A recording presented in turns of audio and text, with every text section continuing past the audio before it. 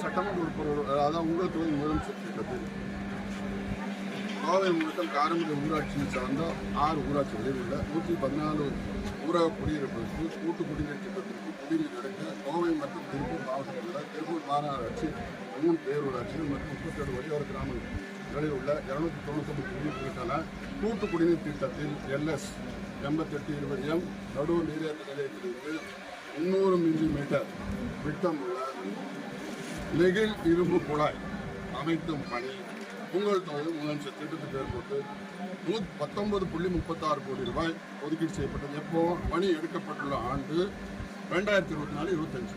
இப்போ என்னாச்சு 26-27 வந்துச்சு. ஒரு குறையா சொல்ல இது சம்பந்தமா நான் சட்டமன்றத்தில் பேசியிருக்கேன். இவ்வளவு பிரச்சனை இருக்கு. நிரந்தரமான தீர்வுகள் நிரந்தர